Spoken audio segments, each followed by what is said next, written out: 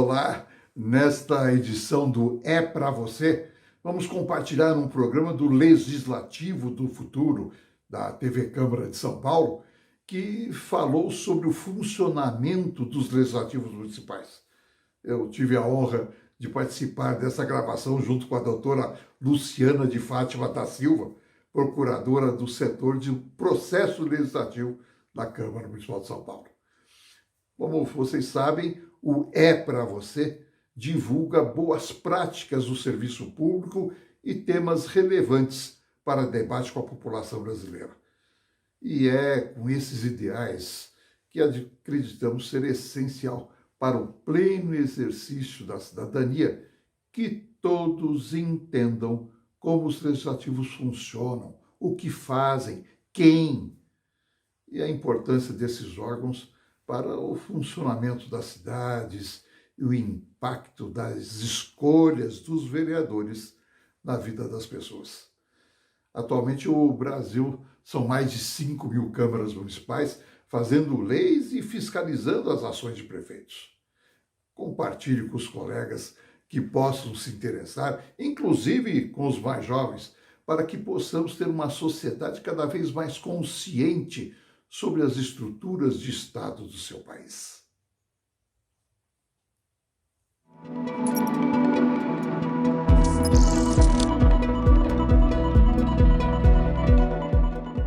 Estamos de volta hoje conversando sobre como é o funcionamento das câmaras municipais pelo Brasil e a estruturação do seu funcionalismo.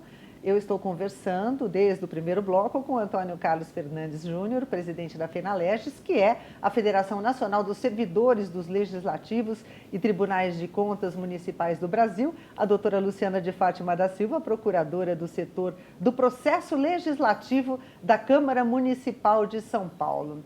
Vamos retomar essa nossa conversa sobre o funcionamento das câmaras, não é?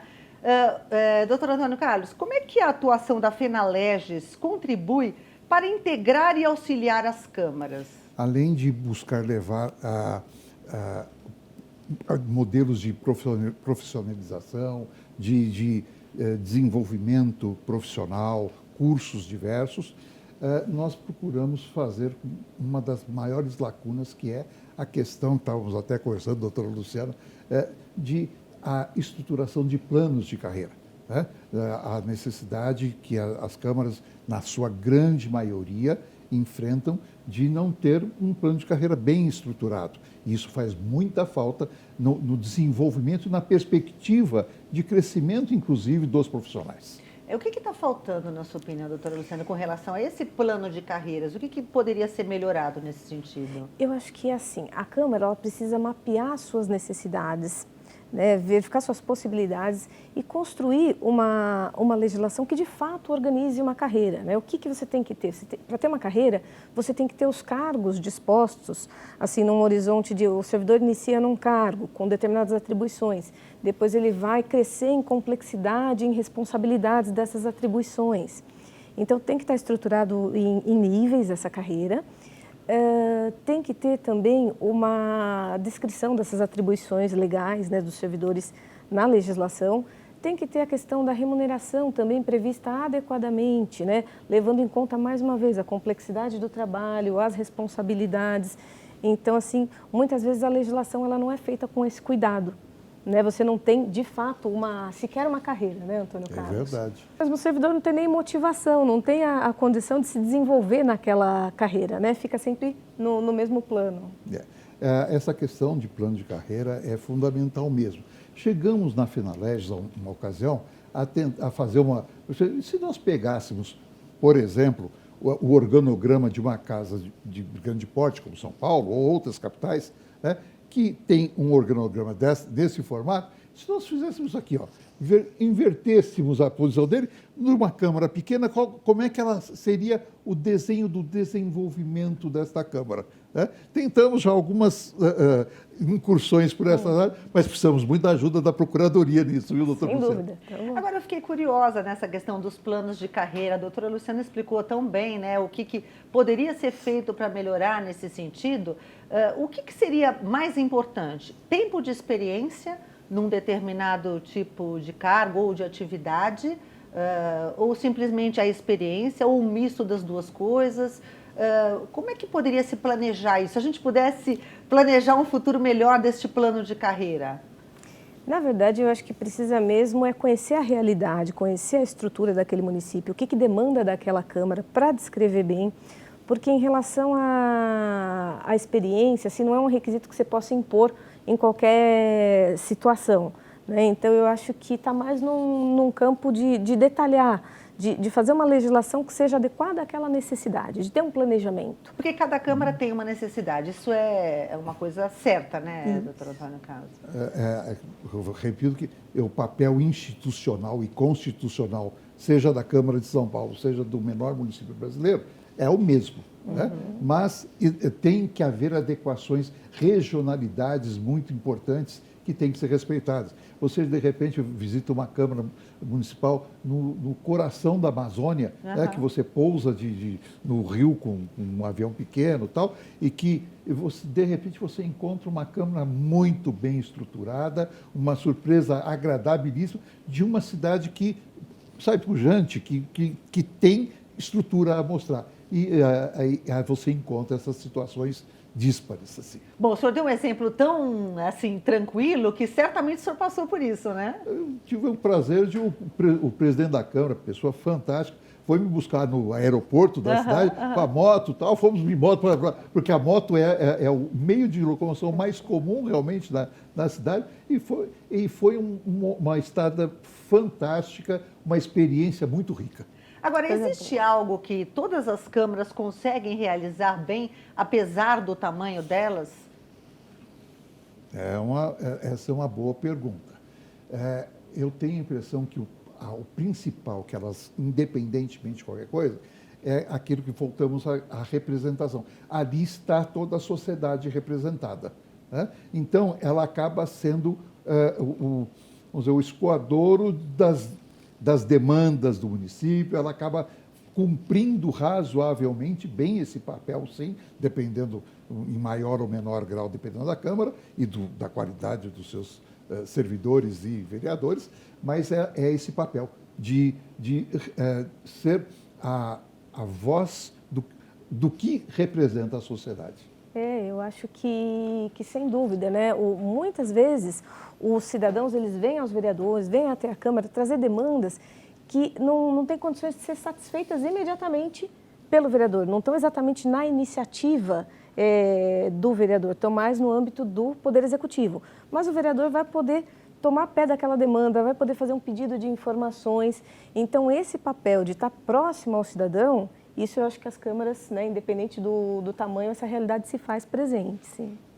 E, doutor Antônio Carlos, como é que as câmaras estão se virando nesse momento de pandemia? Estão conseguindo trabalhar bem? O senhor que tem aí uma visão melhor do Brasil como um todo, né, através da Fenalerges, essas câmaras todas recorreram à tecnologia para conseguir resolver essa questão de isolamento fundamental, primordial, né, no momento que estamos vivendo?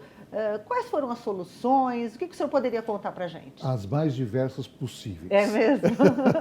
Você tem até câmaras que bem se estruturaram adequadamente com tecnologia, com recursos para fazer remotamente sessões, etc.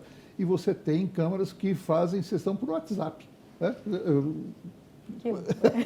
Olha que interessante, quer dizer, encontraram nessa ferramenta o modo mais adequado para não deixar os trabalhos pararem, né? Até pouco tempo atrás, 2, 3 anos, estimava-se que das 5.569 câmaras, cerca de 2.500 não tinham sequer site.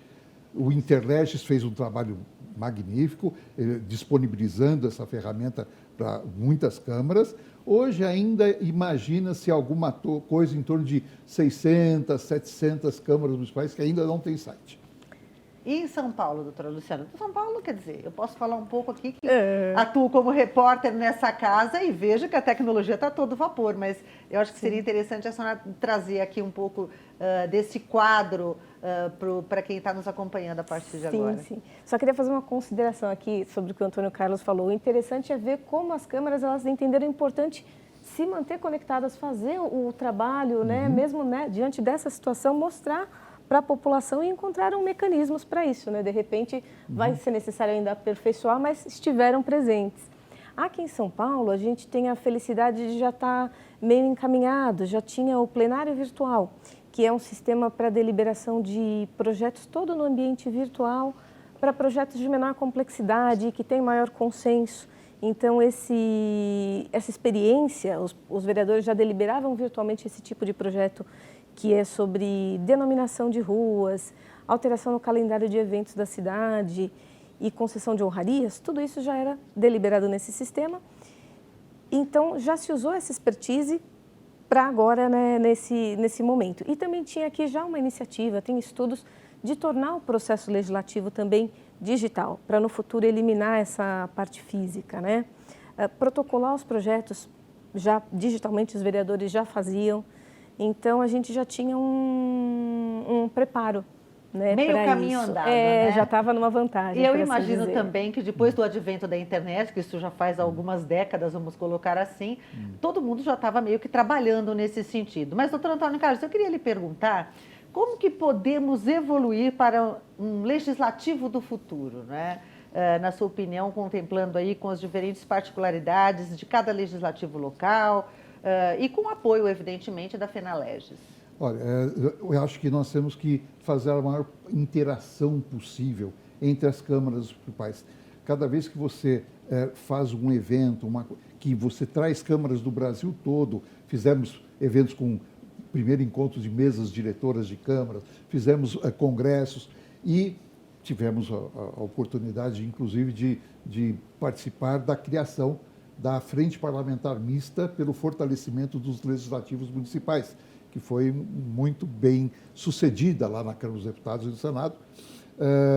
E o que nós podemos fazer é fazer a interação, a integração de câmaras que tenham menos condições, tá, de se relacionarem com outras mais estruturadas. Uma troca saudável, né, doutora Luciana? Totalmente Um saudável. aprendizado também, né? Sim, sem dúvida. Eu acho que, assim, em síntese, 3 pontos que tem que se dar atenção para essa questão de evoluir para um legislativo do futuro, que qualquer Câmara tem que prestar atenção. Essa questão da tecnologia da informação, na medida das possibilidades e necessidades de cada um investir nisso. Funcionalismo público, investir muito, qualificar muito seu quadro de servidores. E na comunicação com o cidadão, para que o cidadão possa perceber a importância que a Câmara tem na realidade do seu dia a dia, né? Para a gente conseguir fortalecer institucionalmente cada vez mais o poder legislativo, que está ali do ladinho do executivo para Me permite fazer uma complementação dentro exatamente desse tema. Numa ocasião, vamos dizer, o Tribunal de Contas do município de São Paulo, que faz parte também das nossas estruturas, né, tinha algumas entidades, organizações sociais que eram muito críticas do Tribunal de Contas, como também do Legislativo. O que nós passamos a fazer? Venham aqui para dentro, venham participar das nossas reuniões, venham queremos ouvir, tá, as críticas que vocês têm. Foi um sucesso. Que gostoso, algumas dessas ONGs hoje são defensoras tanto do Tribunal de Contas quanto do Legislativo. Bom, eu só tenho a agradecer esse aprendizado sobre câmaras aqui com a presença de ambos nesse nosso programa Legislativo do Futuro. Muito obrigada pela participação. Agradecemos também, foi um prazer prazer estar com a doutora Luciana e com você. Bom, agradeço a você que nos acompanhou nesse programa de hoje. Se você ficou com dúvidas, basta que você entre em contato com a Procuradoria da Câmara. Os e-mails são celege@sãopaulo.sp.leg.br ou procuradoria@sãopaulo.sp.leg.br. TV Câmara São Paulo. Assista. Fique sabendo.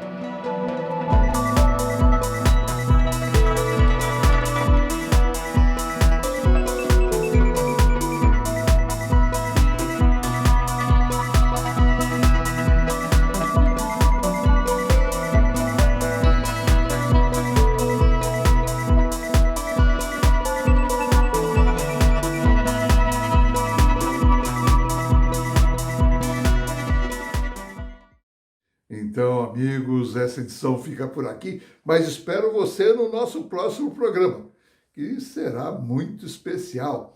Vai ser uma edição comemorativa de 11 anos da FENALEGES. Nós falaremos sobre a importância dos legislativos municipais, tanto na vida das cidades, como também no âmbito nacional. Eu agradeço sua audiência e te convido para assistir a outros vídeos aqui no canal da FENALEGES. Até mais.